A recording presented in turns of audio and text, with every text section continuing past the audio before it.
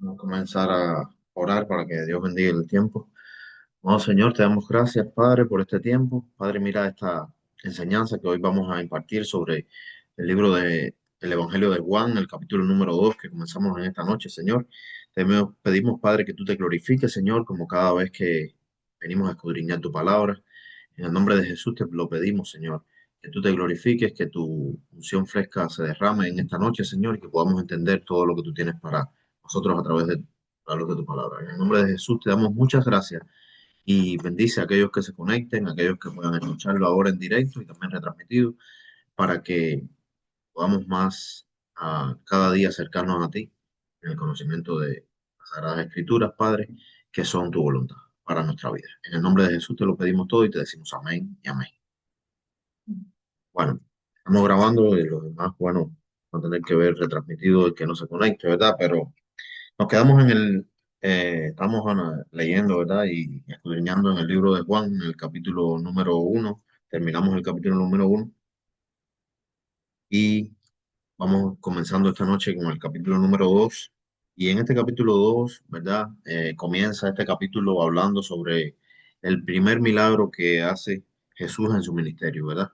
Y ese primer milagro que hace Jesús en su ministerio, decíamos cuando empezamos, hicimos el inicio, ¿verdad? Que es donde único aparece este milagro registrado en los evangelios, es en este evangelio de Juan. No aparece en más ningún evangelio, solamente en este evangelio de Juan está registrado este primer milagro o esta primera señal, como lo llama, ¿verdad? Juan aquí en su libro.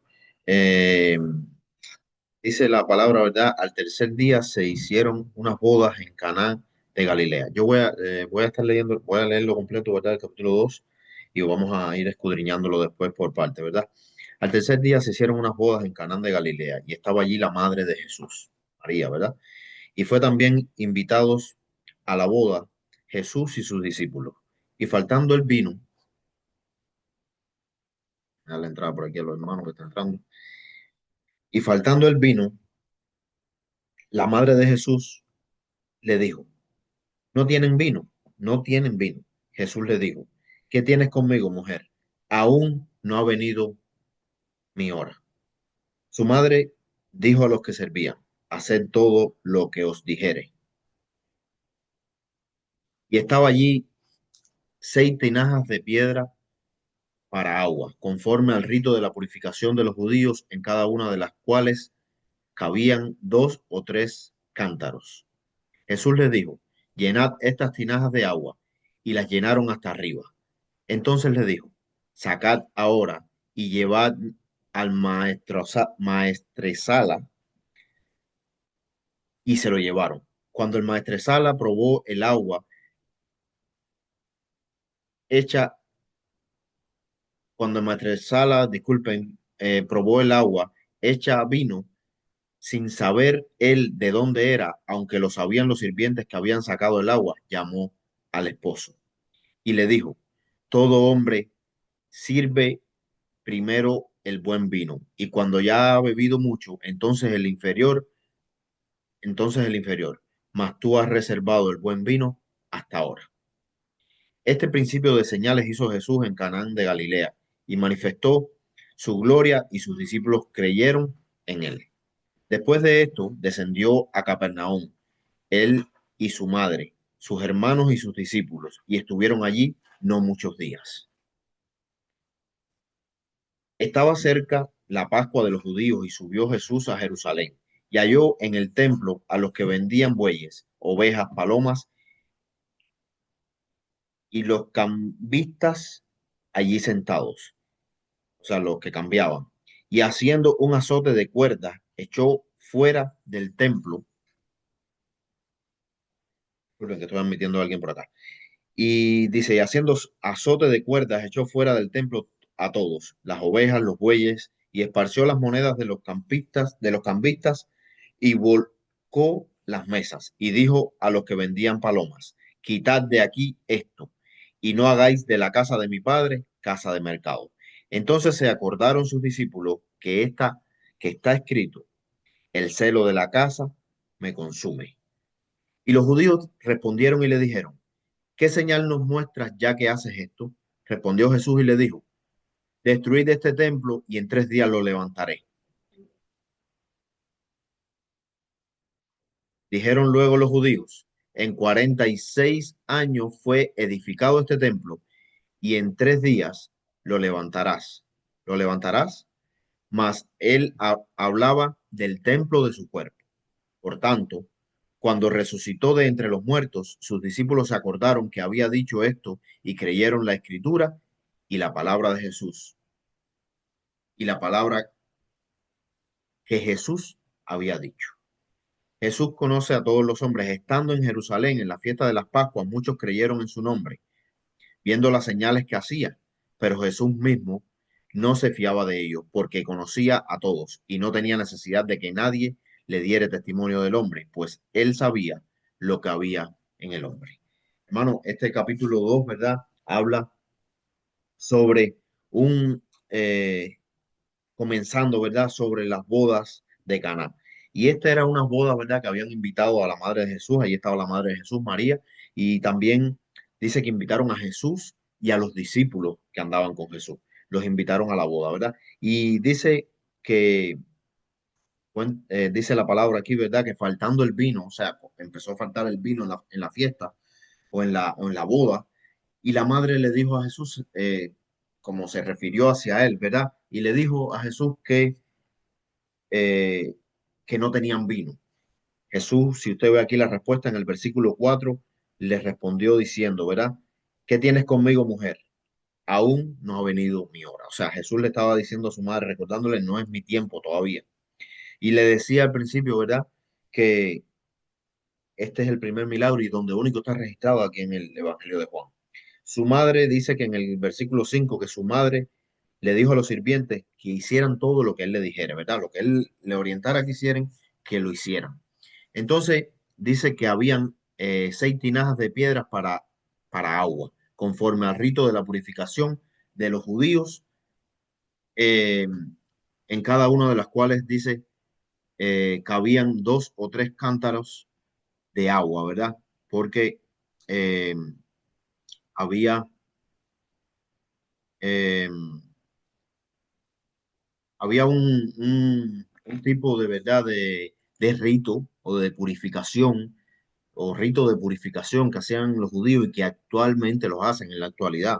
Y en la academia hablábamos con algunos de los hermanos que estaban allí y, y estos rituales que ellos hacen con estos cántaros de agua no es más que en la actualidad todavía muchos lo practican, ¿verdad? Es que ellos se hacen diferentes tipos de rituales con estos cántaros de agua. De los más comunes y más diarios que hacen es que ellos se lavan las manos y los pies cuando van a ingerir alimentos. Es algo, es algo, ellos lo tienen como un ritual, o sea, en muchas de nuestras culturas, ¿verdad? Como muchos tenemos por cultura, ¿verdad? Cuando vamos a comer algo, vamos y nos lavamos las manos, pero lo hacemos más por higiene. Ellos lo hacen más como un ritual de limpieza, de santificación, de purificación de sus manos, de sus pies, y en la actualidad muchos lo practican de esa manera. O sea, ellos lo hacen como un ritual, así, literalmente, como lo dice aquí la Biblia, ¿verdad? Un rito de purificación es lo que ellos hacen. Ellos antes de comer lo hacen. Para ellos, ellos no pueden llevarse ningún alimento a la boca. A los que tienen esta práctica, ¿verdad? Los judíos que practican esto no pueden llevarse ningún alimento a la boca si ellos no se purifican, si no se lavan sus manos y sus pies antes de ingerir cualquier tipo de alimento. Entonces, estaban, dice allí, también ellos hacen otro tipo de purificación, que era lo que hablábamos en la academia con los hermanos, que es con respecto al mikveh que ellos hacen, que es la inmersión en agua, eh, sobre todo cuando ellos tocan algún cadáver, cuando se acercan a la sangre y estas cosas, ellos practican el mikveh, que es una práctica que ellos hacen de sumergirse completamente en el agua, como mismo hacemos nosotros en el bautismo en agua, como se hizo el sábado, ¿verdad? Los hermanos que se bautizaron, eh, ellos hacen este tipo de rituales también que ellos le llaman mikveh, porque vienen de un grupo de piscinas naturales que hay en esa zona ahí del país de Israel, sobre todo cerca de Jerusalén, donde son piscinas naturales que los macabeos en aquel tiempo, que eran un grupo de una familia que se rebeló contra el imperio, ¿verdad? Que los tenía eh, cautivos. Ellos se rebelaron y empezaron huyeron a las cuevas que habían en los montes y este tipo de prácticas ellos comenzaron a hacerlas allí. Entonces, este Mikveh es otra de los rituales que que se hace referencia aquí, cuando dice que estaban ahí las tinajas, ¿verdad? Conforme al rito de la purificación de los judíos. Estas tinajas podían ser para este tipo de ritual que ellos hacían, que era lavarse las manos y los pies antes de comer, o pudiera ser también eh, eh, para hacer este mikveh que ellos hacen también, que no es más que sumergirse completamente en el agua para purificar su cuerpo. Ya le digo, principalmente ellos lo hacen cuando pecan o cuando se acercan a la sangre, a muerte, a cuerpos muertos o algo así, ellos practican este tipo de ritual que se llama mikveh. Ahora, en el versículo 7 dice, Jesús le dijo, llenad todas las tinajas de agua. Y ellos dicen que ellos llenaron todas las tinajas de agua. Discúlpenme por acá,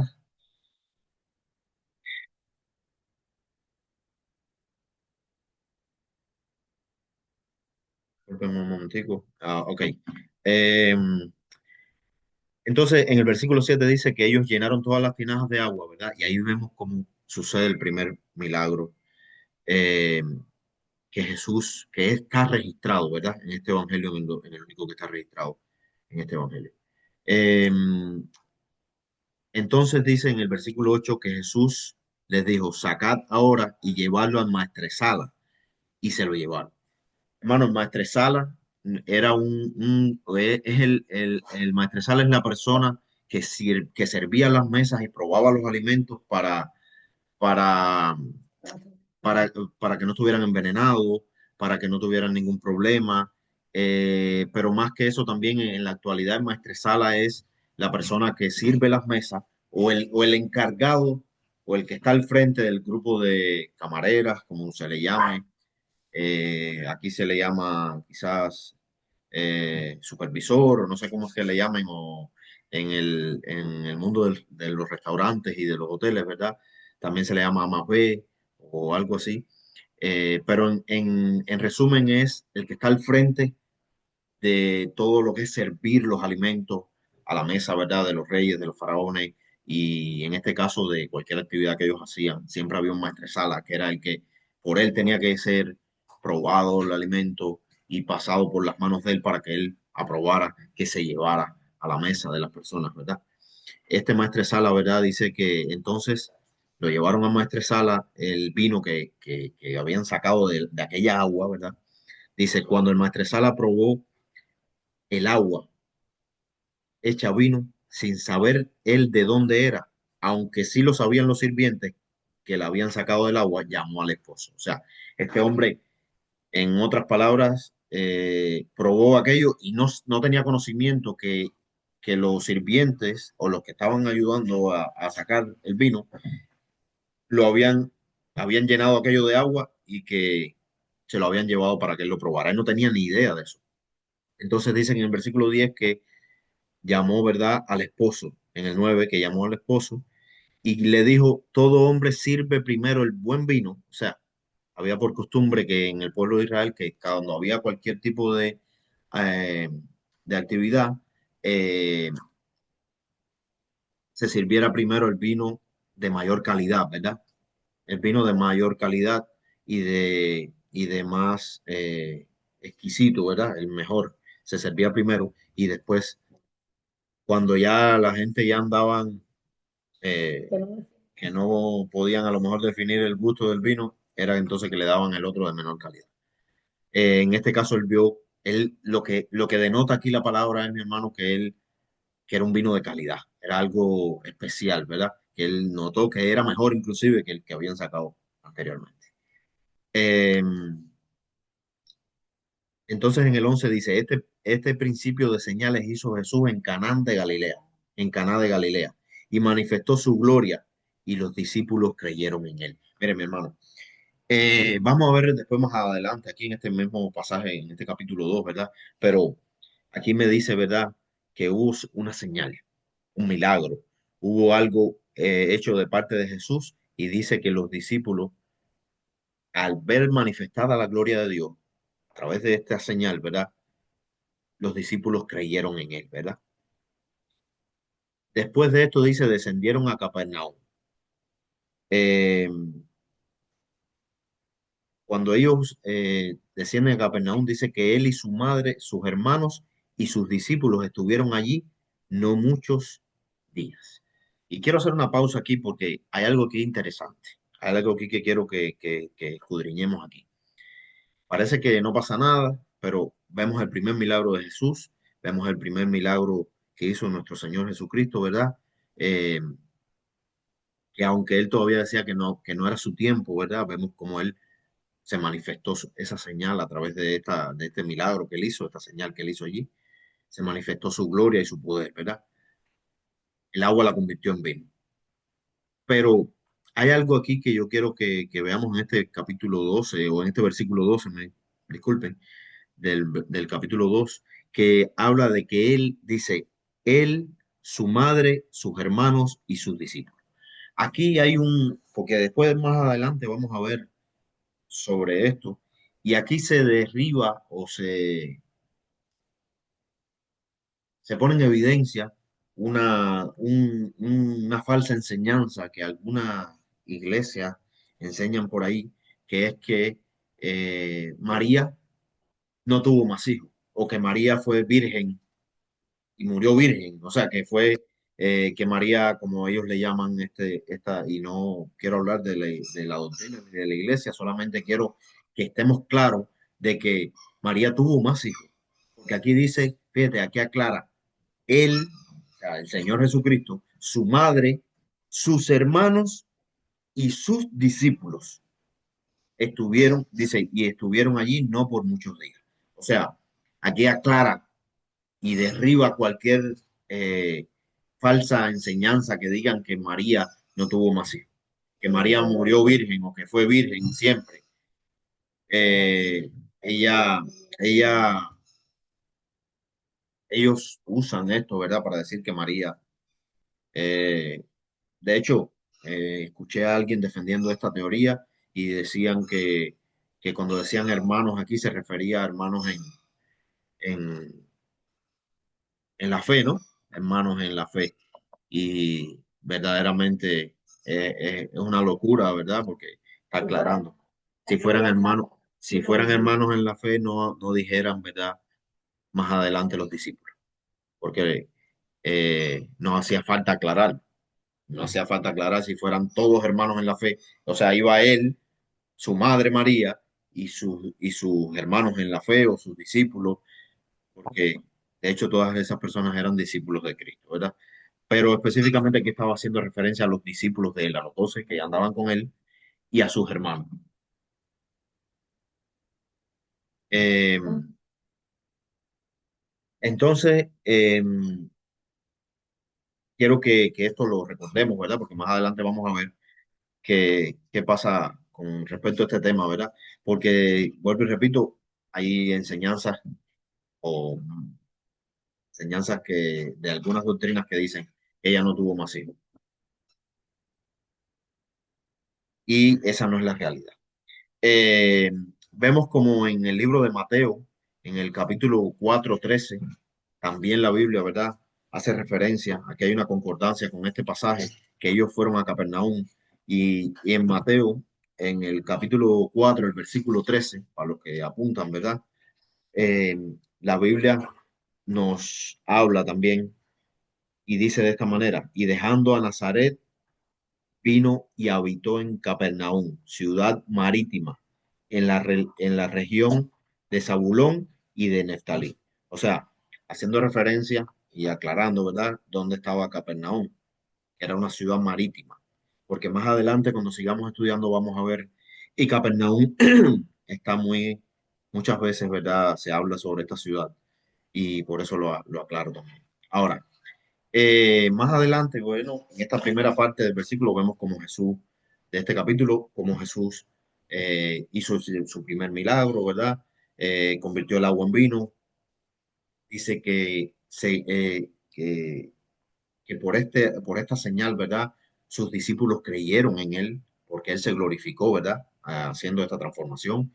Vemos también aquí en esta primera parte de este capítulo como eh, ellos descendieron, ¿verdad? A Capernaum, él, su madre, sus discípulos y sus hermanos, que lo aclaramos también. Y aquí en esta segunda parte del capítulo me habla, ¿verdad?, de que Jesús purifica el templo. Y vamos a ver por qué dice que Jesús purifica el templo. Ese es el encabezado. Hay algunas Biblias que no lo traen, por eso yo se lo leo aquí. Pero hay una concordancia, ¿verdad?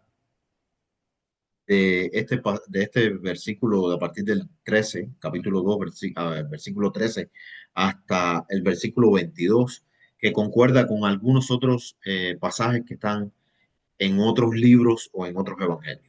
Y se lo voy a mencionar, el que lo quiera copiar, bueno, a partir del 13 ahora, concuerda, ¿verdad?, con Mateo 21, del 12 al 13 que habla también sobre la purificación del templo por parte de nuestro Señor Jesucristo, en Marcos 11, del 15 al 18 y en Lucas 19, del 45 al 46.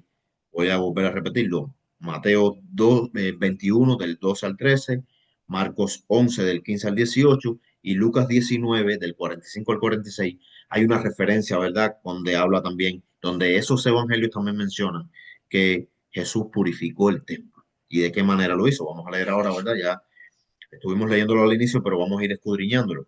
Dice, estaba cerca la Pascua de los judíos y subió Jesús a Jerusalén.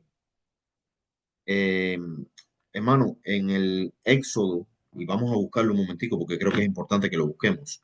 En Éxodo, en el capítulo 2 del libro de Éxodo, en el capítulo 12, disculpen, del libro de Éxodo, quiero que ustedes lo estén buscando juntamente conmigo ahí. Usted busque Éxodo 12 en el capítulo 20, del capítulo 12, disculpe, del versículo 1 al 27.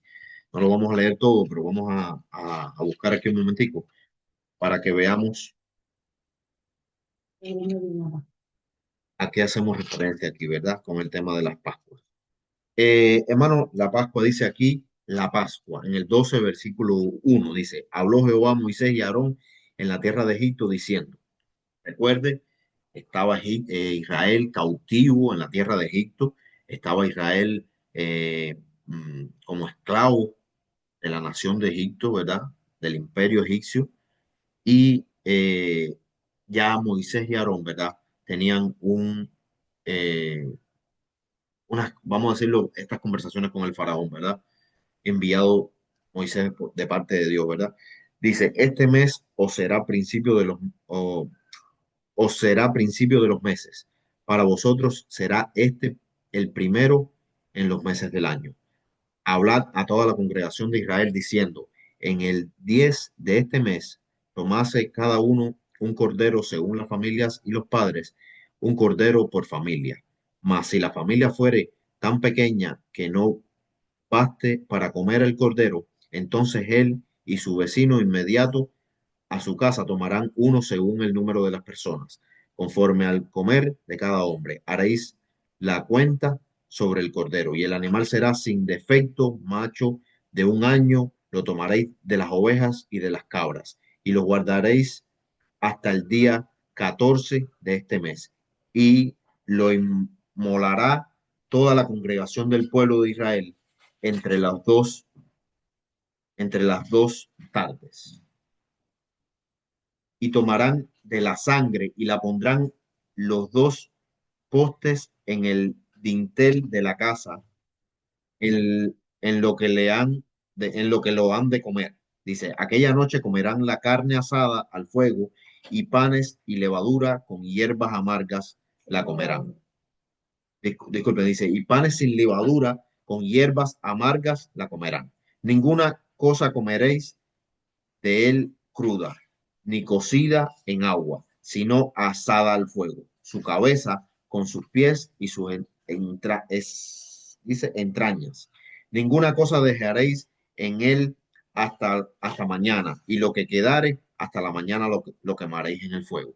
Dice, y comeréis así, ceñidos vuestros lomos, vuestros calzados y vuestros pies y vuestro bordón en vuestra mano, y lo comeréis apresuradamente en la Pascua de Jehová. Pues yo pasaré aquella noche por la tierra de Egipto y heriré a todo primogénito en la tierra de Egipto, así de los hombres como de las bestias, y ejecutaré mis juicios a todos los dioses de Egipto. Yo Jehová, y la sangre os será por señal en las casas donde vosotros estéis, y veré la sangre y pasaré de vosotros, y no habrá en vosotros plaga de mortandad cuando hiera la tierra de Egipto. Y este día os será en memoria y celebraréis como fiesta solemne para Jehová durante vuestras generaciones, por estatuto perpetuo lo celebraréis. 7 días comeréis panes sin levadura, y así el primer día haréis que yo haya levadura. Disculpen, dice, y así el primer día haréis que no haya levadura en vuestra casa, porque cualquiera que comiere leudado, leudado, disculpen, desde el primer día hasta el séptimo será cortado de Israel. El primer día habrá santa convocación, y asimismo en el séptimo día tendréis una santa convocación. Ninguna obra se hará en ellos, excepto solamente que prepararéis lo que cada cual haya de comer. Y así, si usted sigue leyendo, ¿verdad? Describe completamente todo lo que es las Pascuas. Ok, así describe, ¿verdad?, qué son las Pascuas. Hermano, esta es una de las fiestas que celebra el pueblo judío, de las tres fiestas principales que celebra el pueblo judío, y en otras, en resumen, esto es la celebración que ellos llevan a cabo por la liberación del pueblo de Egipto, porque realmente, ¿verdad? Esta plaga fue eh, el primogénito, fue la que puso el fin, ¿verdad? Fue la última de las plagas que puso el fin a que liberaran al pueblo de Egipto. Y por eso lo celebran, ¿verdad? Y la palabra lo dice, las escrituras lo decían, ¿verdad? Que lo celebraban, lo celebraran perpetuamente de generación en generación. Eh, Esto es algo para el pueblo judío que es una práctica, ¿verdad? Ya digo, de las tres principales eh, fiestas que ellos celebran. Eh, Dice en el versículo 14, volvemos a Juan, ¿verdad? Dice, y halló en el templo a los que vendían, disculpen, dice, estaba cerca de la Pascua de los judíos y subió Jesús a Jerusalén. O sea, ya recuerden, ellos estaban en Capernaum, y dice que él subió cuando las Pascuas, a, cuando la celebración de las Pascuas, ¿verdad? A Jerusalén. Dice, y halló en el templo a los que vendían bueyes, y halló en el templo a los que vendían bueyes, ovejas, palomas, y a los cambistas allí sentados, o sea, a los que hacían cambio, a todos los negociantes que estaban allí, a los que cambiaban en aquel tiempo se usaba mucho, por eso dice cambistas, porque ellos cambiaban comida por otras comidas, y por dinero y demás, por especies, así mismo lo hacían, ¿verdad? Dice, y haciendo, escuche esto, hermano, que aquí estamos viendo a nuestro Señor Jesucristo, ¿verdad? En una faceta que normalmente, recuerde que al inicio le dije, Jesús purifica el templo, dice el encabezado aquí en mi Biblia, pero en algo en que muchas veces las personas no quieren eh, ni admitir ni escuchar muchas veces. Como hijos de Dios muchas veces no queremos escucharlo, o no es que no querramos escucharlo, pero lo dejamos, lo pasamos por alto. Queremos ver más a, a nuestro Dios como ese Dios que es amor, ¿verdad? Y que lo es. pero realmente también Dios es un Dios de orden. Dios es un Dios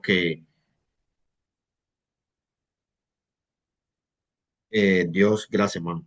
Dios es un Dios que pone orden a su casa y purifica todo lo que respecta al Señor, todo lo que respecta a lo santo, lo sagrado, lo puro. No se mezcla, hermano, no se mezcla. Dios ponía esto en mi corazón hoy cuando estaba escuchando este pasaje, ¿verdad? O leyéndolo.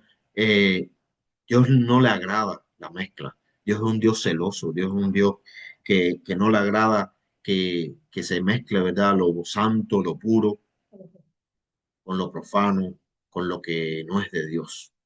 Este pasaje hace referencia a ese versículo que la Biblia menciona, ¿verdad? Que no hay ninguna eh, comunión, ¿verdad? Entre las tinieblas y la luz. No hay, no entre Belial y el Señor, ¿verdad? Entre el diablo y el Señor, que el Señor reprenda. Hermano, dice que en el versículo 15 y haciendo un azote de cuerdas, echó fuera del templo a todas las ovejas, los bueyes, esparció las monedas de los cambistas y volcó las mesas. Miren, con un látigo en la mano, con una cuerda en la mano, dice un azote de cuerda, más bien un látigo en otras traducciones, ¿verdad? Y dice, y no solo eso, que viró las mesas, hermano. Tiró las mesas de los cambistas y de todos los que estaban haciendo negocios. Y les digo a los que vendían palomas, quitad de aquí esto y no hagáis de la casa de mi padre casa de mercado. La iglesia no es un mercado, el templo no es un mercado, lo sagrado de Dios no es para, para estas prácticas, para hacerle un negocio de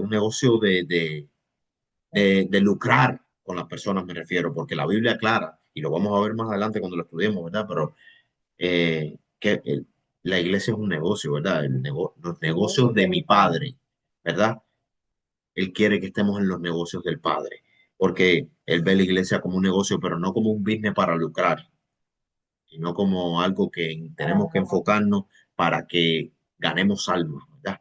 Es un negocio para ganar almas para el reino de los cielos, no para lucrar, para enriquecerse, ni nada por el estilo. Que la iglesia necesita, que eso es otro tema, no vamos a hablarlo hoy, ¿verdad? Que necesita economía, que necesita finanzas para poder, ¿verdad? Que haya un pastor que se dedique a la obra, que hayan, que se inviten evangelistas, que todo esto es un tema que vamos a estudiarlo más adelante también, ¿verdad? Si el Señor lo permite, pero la realidad es que a Dios no le hace falta dinero. A nosotros, hombres, nos hace falta dinero. A Dios no le hace falta dinero. La iglesia como tal, como organización, como lugar para sostenerse y demás, necesita dinero, pero nosotros no somos. Pero Dios no necesita dinero. Eso es nosotros como hombres, ¿verdad? Que lo necesitamos para hacer la obra de Dios. Ahora, dice, y haciendo un azote de cuerda, aquí dice el 16, y dijo a los que vendían palomas, quitad de aquí esto y no hagáis de la casa de mi padre un mercado, casa de mercado. Entonces se acordaron sus discípulos que está escrito, mi hermano. Mire, aquí hay algo maravilloso. Yo sé que se está acabando el tiempo, pero yo quiero que entendamos algo aquí. Dice, y entonces se acordaron los discípulos que está escrito, el celo de la casa me consume. ¿Saben, saben qué me decía el Señor hoy aquí? Los discípulos recordaron esto porque ellos conocían la palabra, porque conocían las escrituras. En aquel tiempo no estaba la Biblia, pero conocían las sagradas escrituras, conocían las escrituras, ¿verdad? Conocían los mandamientos de Moisés, conocían la ley, la Torá, como ellos le llaman.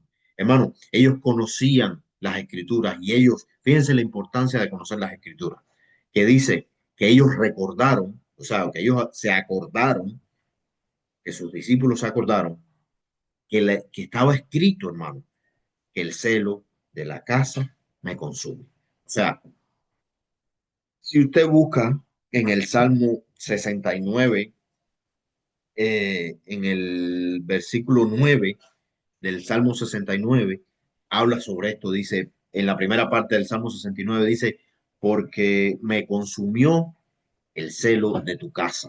Y sigue diciendo algo más el pasaje allí, pero en el versículo 9 del Salmo 69 dice, pero me consumió el celo de tu casa. O sea, el Señor es celoso con lo suyo. El Señor es celoso y cuando usted dice, cuando decimos que es celoso es que él no, lo que decíamos ahorita, ¿verdad? No, hermano, no admite que tú tengas otro ídolo delante de él, otro, de hecho es abominación, ¿verdad? Para el Señor, un mandato. Pero aquí vemos cómo él es celoso con lo sagrado, celoso con lo puro, con lo sagrado, ¿verdad? Dice en el versículo 18, y los judíos respondieron y le dijeron, ¿qué señal nos muestras ya que haces esto? Respondió Jesús y le dijo, destruid, destruid el templo y en 3 días lo levantaré. Le estaba haciendo un reto a ellos, destruyan el templo, en 3 días lo voy a levantar.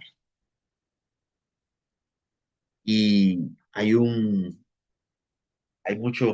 varios versículos, ¿verdad?, que hablan sobre esto o que son concordancias juntamente con este versículo que están en otros evangelios y se los voy a mencionar también. Está en el Evangelio de Mateo, en el capítulo 26, versículo 61, en el capítulo 27 al 40, que este capítulo 27 al 40 dice,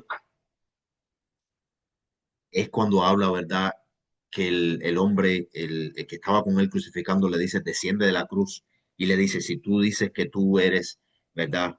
El templo, ¿verdad? Si tú eres ese templo de Dios y que tú podías, que podían destruir ese templo y que tú lo ibas a conformar en 3 días, ¿por qué no desciendes de la cruz? En el capítulo 27 del libro de Mateo, en el versículo 40 hace referencia a esto. En el capítulo 26, versículo 61, también él menciona esto. Y en Marcos 14, 58 y 15, 29 también hace referencia. Es cuando están narrando esto mismo que le dije, ¿verdad? En la cruz, en el Marcos 15, 29. Hermano, queda un minuto, queda menos de un minuto, creo que se va a acabar el tiempo. No podemos terminar este capítulo, pero yo quiero que usted lo siga estudiando. Hay algo más aquí que quiero que veamos